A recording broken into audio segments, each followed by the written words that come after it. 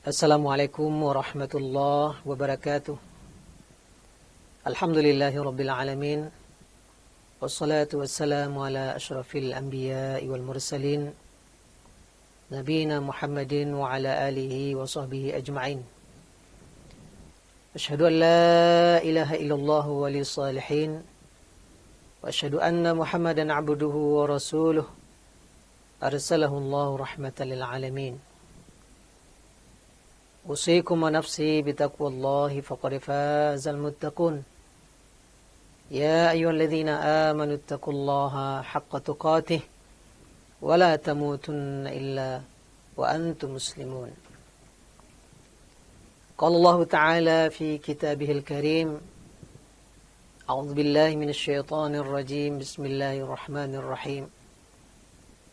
لقد كان لكم في رسول الله أسوة حسنة لمن كان يرجو الله واليوم الآخر وذكر الله كثيرا.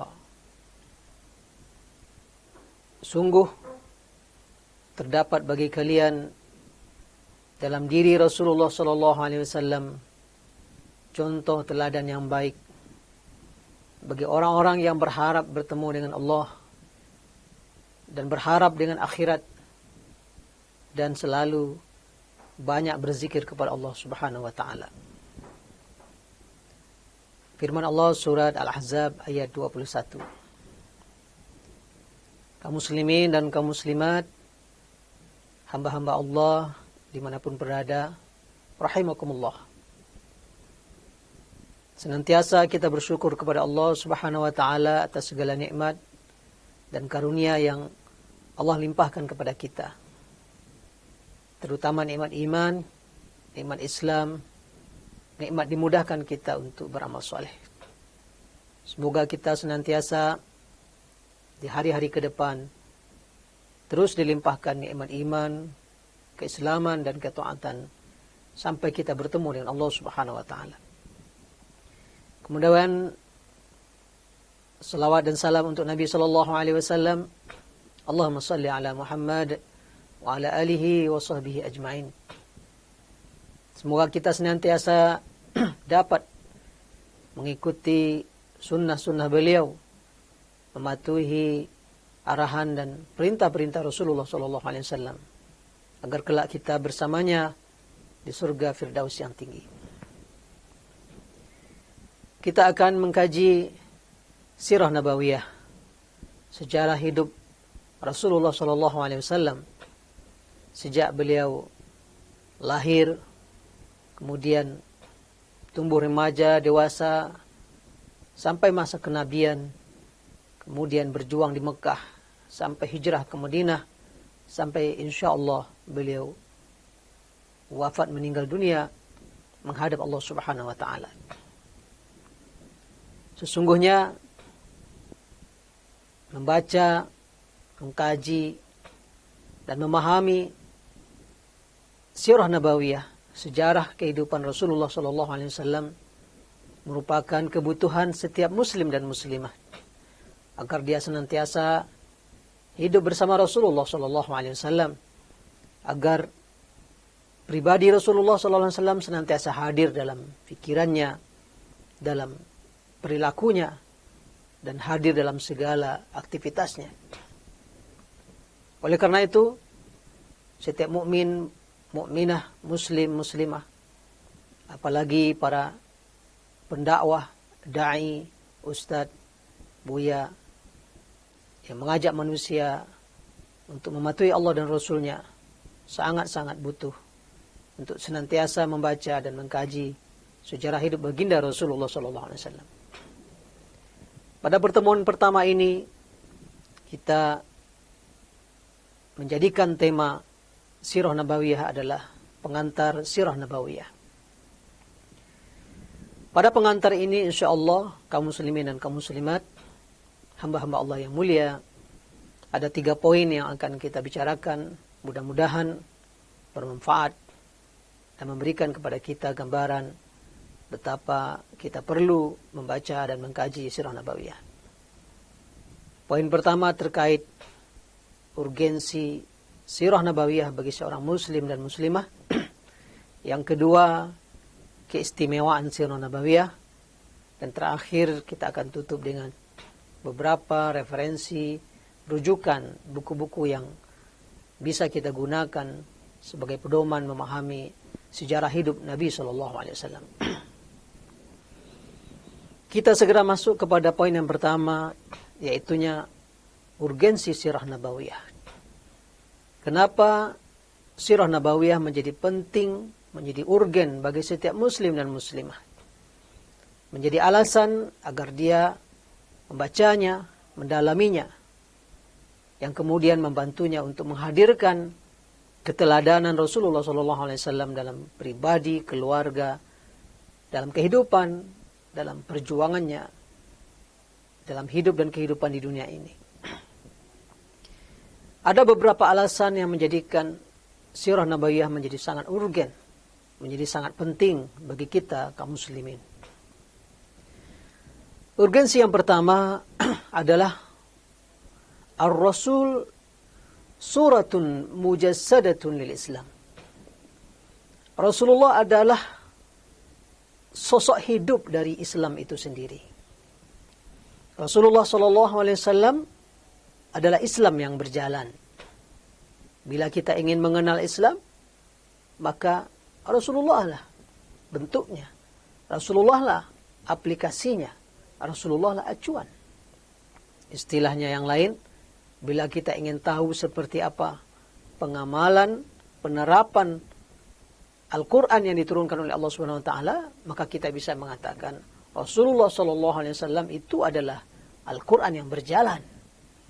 Karena beliaulah yang menerima wahyu, mengajarkannya, bahkan beliaulah yang kemudian lebih awal mengamalkan dan menerapkan Al-Quran itu sendiri. Bila kita ingin tahu seperti apa Islam, mulai dari urusan akidahnya, urusan ibadahnya, urusan muamalahnya, urusan pendidikan, urusan sosial, urusan rumah tangga, seluruh aspek dan sisi yang dicakup oleh Islam, karena Islam itu adalah ajaran yang universal, ajaran yang menyeluruh. Maka kalau kita ingin tahu, itu ada dalam sosok Rasulullah SAW. Allah Subhanahu Wa Taala menyuruh kita, orang-orang beriman, ya ayyuhalladzina amanu dukhulu fis silmi kaffah wa la tattabi'u khutuwatis syaitan innahu lakum aduwwum mubin. Wahai orang beriman, masuklah kalian ke dalam Islam itu secara menyeluruh, secara utuh, secara kafah. Jangan kalian ikuti langkah-langkah syaitan, sesungguhnya syaitan itu musuh yang nyata bagi kalian. Bila kita ingin masuk ke dalam Islam secara kafah, maka perwujudan sosok hidup dari Islam itu sendiri adalah baginda Rasulullah SAW. Mulai dari hal-hal yang sederhana, bagaimana minum kata Islam. Ya, kita lihat bagaimana minumnya Rasulullah SAW. Bagaimana makan kata Islam dalam ajaran Islam. Maka kita lihat seperti apa Rasulullah SAW makan. Begitulah seterusnya. Tidur, bergaul, berumah tangga, bermasyarakat, berjuang di jalan Allah Subhanahu Wa Taala. Itu ada semuanya dalam figur baginda Rasulullah SAW. Maka urgensi kita memahami, mempelajari, dan mengkaji sirah nabawiyah agar kita dapatkan sosok Islam itu secara utuh dalam diri Rasulullah SAW. Urgensi yang kedua, melalui sirah nabawiyah kita akan ma'rifatur Rasul sallallahu alaihi wasallam bi annahu abdun muayyadun bil wahyi. Dengan mengenal Rasulullah SAW, mengenal pribadi dan kehidupannya, kita akan semakin yakin dan semakin paham bahwa Rasulullah itu adalah seorang hamba, tapi didukung oleh wahyu.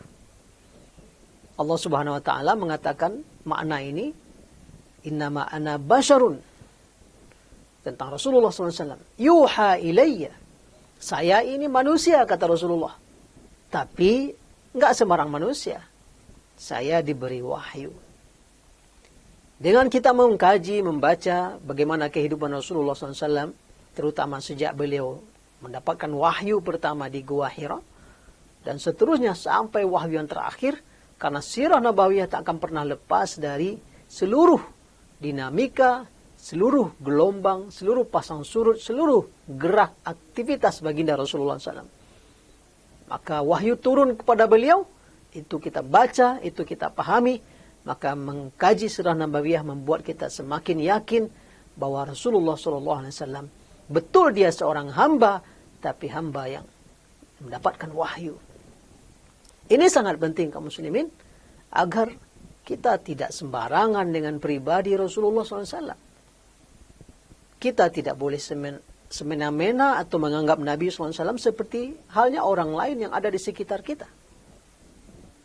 Karena beliau adalah Nabi, Rasul yang mendapatkan wahyu dari Allah Subhanahu Wa Taala. Suatu hari ada seorang sahabat, ada seorang laki-laki dari Arab Badui, dari kampung, datang kepada Rasulullah di Madinah. Ya mungkin karena belum terdidik dengan baik, mendapatkan tarbiyah dengan baik. Sampai di depan rumah Rasulullah, dia memanggil Rasulullah SAW dengan nama dan berteriak dari luar rumah. Seolah-olah ya seperti dia memanggil temannya, kawannya, teman sejawat. Muhammad, Muhammad. Maka ini sebuah sikap yang tidak pas. Ya. Memanggil Rasulullah SAW dari belakang, dari luar kamar, dari luar ruangan. Itu hanya boleh dilakukan untuk teman, kawan, boleh.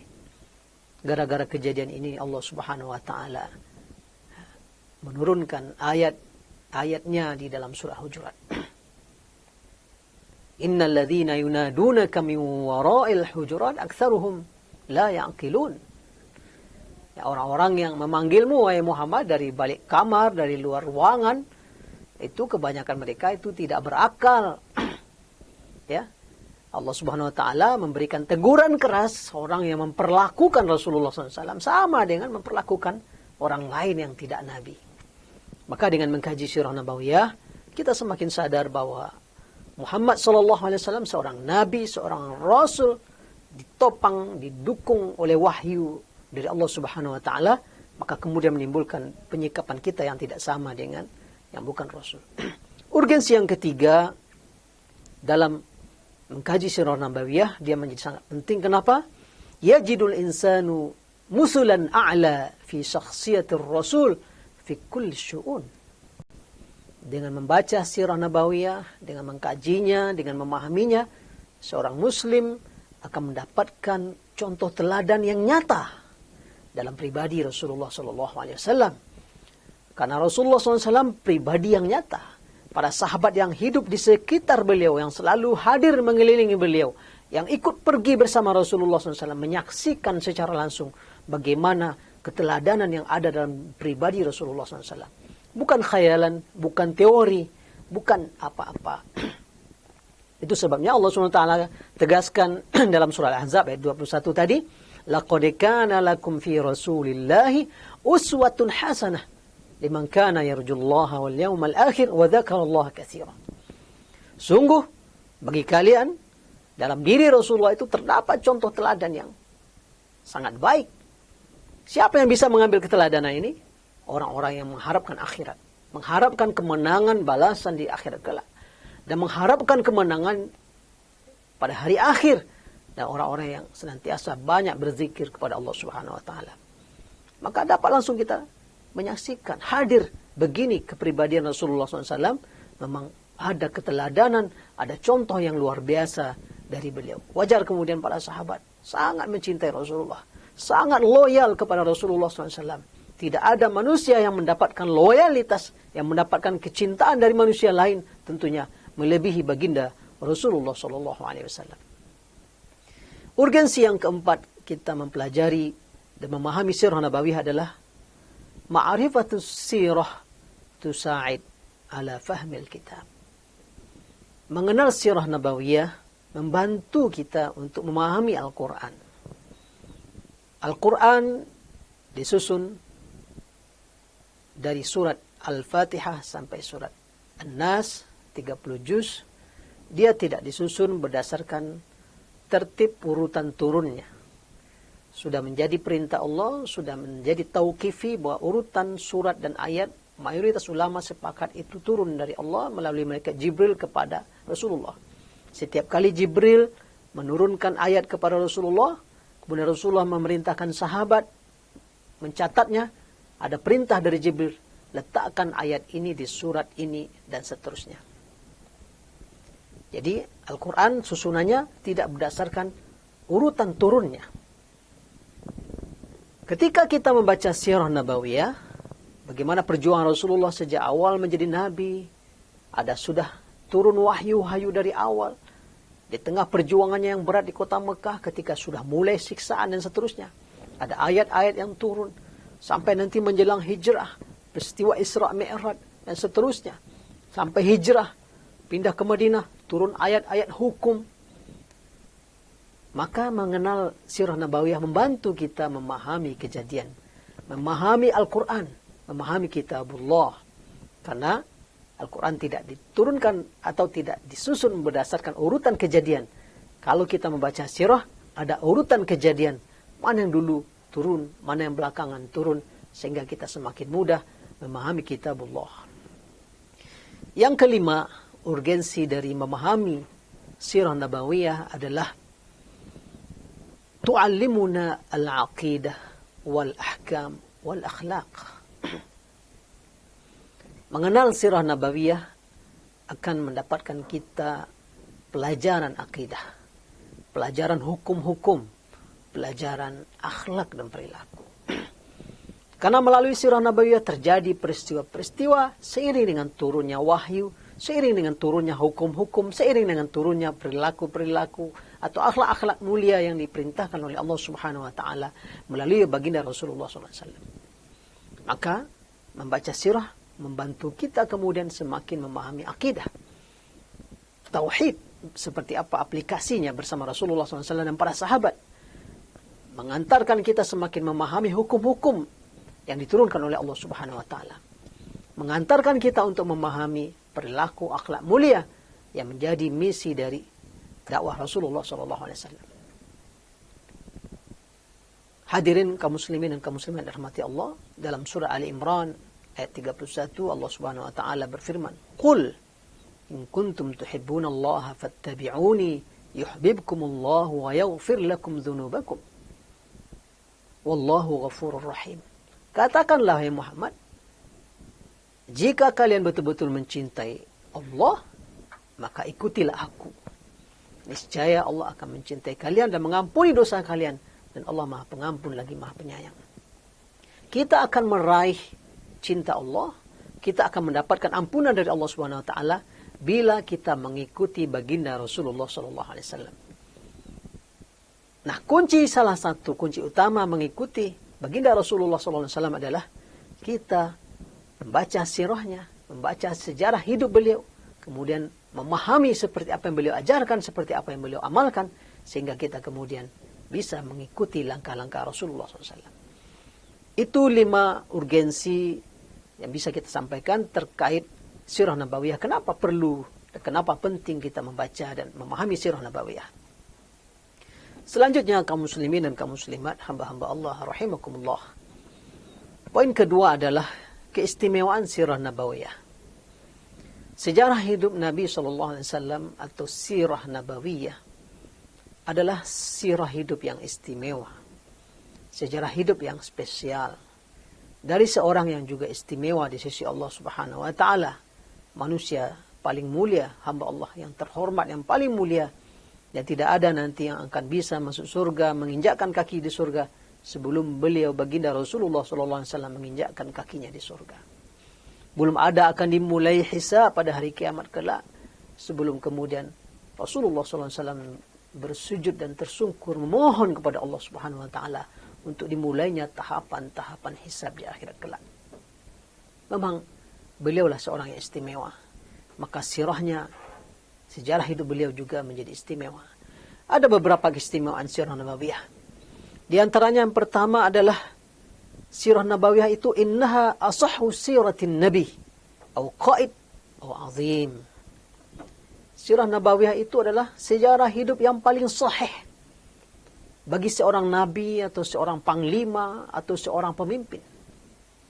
Tidak ada panglima pemimpin di dunia ini yang punya sejarah hidup yang sangat lengkap.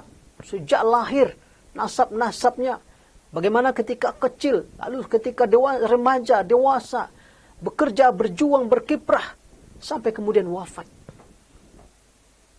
Pasti mungkin akan banyak kila wakala, katanya begini, katanya begitu. Ada perbedaan pendapat, karena tidak semuanya tercatat dan terdokumentasikan. Akan tetapi Rasulullah SAW, karena sejarah hidupnya didokumentasikan oleh Al-Quran, sejarah hidupnya didokumentasikan di dalam hadis-hadis yang sahih, dan para sahabat ratusan bahkan ribuan hadir menyaksikan beliau, ada yang bersama beliau setiap saat, setiap waktu, para istri-istrinya, dan juga para sahabat yang tinggal di Masjid Nabawi, Ahlus Suffah, dan para sahabat yang dekat dengan baginda Rasulullah SAW sejak di masa kecil seperti Abu Bakar, sampai yang kemudian mendampingi beliau sampai wafat, dan seterusnya. Maka sirah Nabawiyah adalah sejarah hidup yang paling sahih dari seluruh manusia yang pernah menjadi pemimpin, jadi panglima, atau bahkan nabi sekalipun. Keistimewaan yang kedua dari sirah Nabawiyah adalah innaha siratun wadihatun min wiladatihi ila mamatihi. Sejarah hidup Rasulullah adalah sejarah hidup yang jelas, gamblang, sangat mudah dipahami sejak beliau lahir sampai beliau wafat. Sehingga wajar kemudian kita temukan sejak dahulu para ulama menuliskan, mulai dari Abu Ishaq, Ibnu Hisham, dan dilanjutkan oleh para ulama-ulama setelahnya menuliskan sirah Nabawiyah. Imam Ibnu Katsir juga menuliskan sirah Nabawiyah. Imam At-Tabari menuliskan juga dalam sejarah yang beliau tulis, Tarikh Tabari. Para ulama-ulama besar, termasuk ulama-ulama kontemporer, menuliskan juga berbagai pendekatan dan cerita tentang sirah Nabi Sallallahu Alaihi Wasallam. Keistimewaan yang ketiga, sirah Nabawiyah adalah siratu insanin akramahullahu birrisalah. Sirah Nabawiyah adalah sejarah hidup seorang manusia yang Allah muliakan dengan kerasulan. Bukan sejarah orang yang enggak jelas. Sejarah hidup manusia mulia yang Allah takdirkan menjadi nabi dan rasul akhir zaman. Penutup seluruh nabi dan rasul. Tak ada lagi nabi setelah beliau, tak ada lagi rasul setelah beliau. Ini sejarah hidup manusia yang Allah istimewakan. Mungkin banyak sekali biografi atau autobiografi sejarah hidup orang-orang yang dituliskan oleh orang lain atau dia sendiri mengkisahkan, menceritakannya. Tetapi itu mungkin manusia biasa. Entah seperti apa nasib dan masa depannya, baik di dunia ataupun di akhirat. Ini Rasulullah SAW adalah sirah hidup manusia yang Allah muliakan. Termasuk nabi-nabi sebelum Rasulullah SAW, tak banyak para ulama kemudian yang menuliskan khusus sirah Nabi Musa, sirah Nabi Ibrahim. Betul, Imam Ibnu Katsir mengumpulkan dalam bukunya Qasasul Anbiya, kisah-kisah para nabi. Yang keempat, keistimewaan sirah Rasulullah SAW adalah sirah Nabi itu sirah syamilah li jami'i nawahil hayah.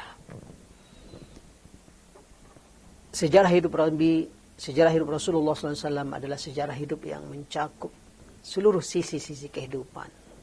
Hal-hal yang sangat natural dan manusiawi ada dalam sirah Nabawiyah. Seperti apa baginda Rasulullah SAW tidur, makan, minum, kesehariannya.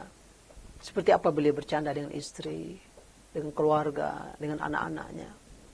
Seperti apa beliau dengan para sahabat, berdagang, berbisnis, berjuang. Situasi-situasi kejiwaan yang beliau hadapi dengan berbagai peristiwa yang hadir, yang menimpa diri beliau sendiri, menimpa istrinya, menimpa keluarganya. Fitnah-fitnah yang hadir dan pengkhianatan-pengkhianatan kaum munafikin. Seluruh sisi kehidupan, seperti apa beliau menjadi seorang ayah, seperti apa beliau menjadi seorang suami, seperti apa beliau menjadi seorang pemimpin, seperti apa beliau menjadi seorang panglima perang, seperti apa beliau menjadi seorang yang sedang berunding dengan utusan-utusan raja-raja dari berbagai tempat dan seterusnya. Maka sirah Nabawiyah mencakup seluruh sisi kehidupan sejalan dengan universalnya Islam itu. Ada sisi agama, sisi ideologi, sisi kemanusiaan, sisi pergaulan, sisi muamalah, seluas cakupan kehidupan ajaran Islam, seluas itu juga kehidupan Rasulullah SAW yang beliau pelaksanakan. Maka sirah nabawiyah juga adalah sirah syamilah li jami'i nawahil hayah. Sejarah yang mencakup seluruh sisi kehidupan sejalan dengan luas dan universalnya sisi kehidupan baginda Rasulullah SAW.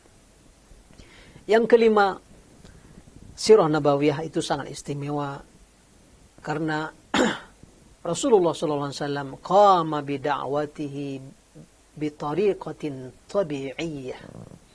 Karena baginda Rasulullah SAW mengemban dakwahnya, melaksanakan dakwahnya dengan cara yang sangat natural.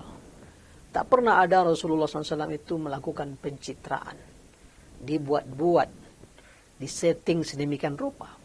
Baginda Rasulullah SAW apa adanya, sangat sederhana dan bersahaja. Ada kalanya beliau tersalah, khilaf, salah dalam bersikap. Dan itu Allah abadikan di dalam Al-Quran. Lihatlah kaum muslimin. Surat Abasa wa Tawalla an ja'ahul a'ma. Surat Abasa ketika Rasulullah bermuka masam.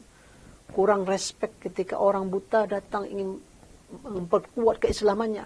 Tapi waktu itu baginda Rasulullah SAW terlalu antusias ingin para petinggi pembesar kafir Quraisy ini yang akan masuk Islam. Beliau terlalu fokus ke orang-orang pembesar itu. Ini ada seorang buta yang datang. Wajah Rasulullah kurang siap menerima yang buta ini. Bermuka masam. Abasa wa tawalla. Bermuka masam, berpaling. Allah tegur. Itulah. Rasulullah memang tidak pernah ada pencitraan. Banyak beberapa ayat dalam Al-Quran yang merupakan teguran Allah Subhanahu wa Ta'ala kepada Rasulullah ketika mengambil keputusan yang kurang tepat, dan itu langsung menjadi dakwah juga kemudian. Ketika selesai perang Badar, sudah menang kaum muslimin, sudah dikumpulkan ghanimah, rampasan perang, mau dibagi-bagi, kemudian bertemu masalah tentang tawanan perang. Rasulullah minta pendapat Abu Bakar, ini tawanan mau diapakan ini? Abu Bakar mengatakan, ya sudah kita maafkan. Berangkat dari rasa lemah lembut dan kasih sayangnya Abu Bakar. Rasulullah minta pendapat kepada Umar bin Khattab, ini tawanan kita apa? Kata Umar, sudah kita penggal lehernya, hukum mati.